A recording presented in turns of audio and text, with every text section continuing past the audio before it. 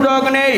মহান আল্লাহ তাআলা বলেন, ওয়ানফিকু মিম্মা রাযাকনাকুম মিন ক্বাবলি, পৃথিবীর মানুষ, আমি তোমাদেরকে যে মাল দিয়েছি, আমি তোমাদেরকে যে সম্পদ দিয়েছি, আমি তোমাদেরকে যে টাকা পয়সা দিয়েছি, আমি তোমাদেরকে যে গাড়ি বাড়ি দিয়েছি, আমি তোমাদেরকে যে সম্পত্তি দিয়েছি, তা থেকে তোমরা ব্যয় করো, তা থেকে তোমরা খরচ করো। কখন? মৃত্যু আসার পূর্বে, মরণ আসার পূর্বে। ফায়াকুলা, তখন তোমরা বলবে, হে রব্বুল আলামিন, আমাকে আর একটু সুযোগ দেওয়া হোক, আর একটু সময় দেওয়া হোক, যাতে আমি সৎ আমল করতে পারি এবং নেককার বান্দাদের সঙ্গে অন্তর্ভুক্ত হতে পারি।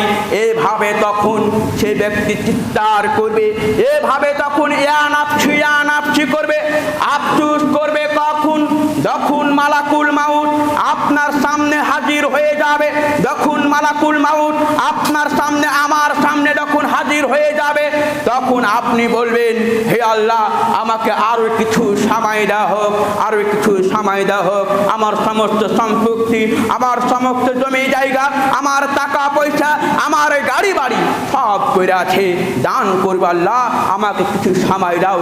তখন আপনাকে সময় দেওয়া হবে না, আপনাকে আর সময় দেওয়া হবে না। আপনি সেই সময়কে আপনি নষ্ট করেছেন।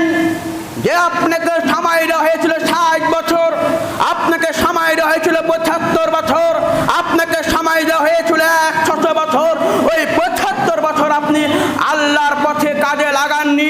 আপনার জমি জায়গা, আপনার মাল ধন সম্পদ আপনি আল্লাহর রাস্তায় খরচ করেননি। বলেন তো দেখি, সেদিন আপনি কি করতে পারেন?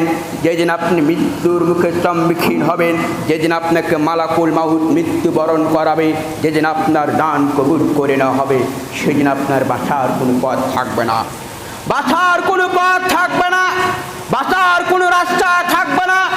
তাই আমি সমস্ত জাতিকে বলে যাই, আমি সমস্ত মানুষদেরকে বলে যাই, আমি আপনাদেরকে বলে যাই, পৃথিবীতে যতদিন বেঁচে আছেন ইয়াতীমদেরকে ভালোবাসুন, পৃথিবীতে যতদিন বেঁচে আছেন আলেম ওলামাদেরকে ভালোবাসুন, দুনিয়ার বুকে যতদিন বেঁচে আছেন মাদ্রাসা মসজিদকে ভালোবাসুন, মাদ্রাসা মসজিদে দান করুন।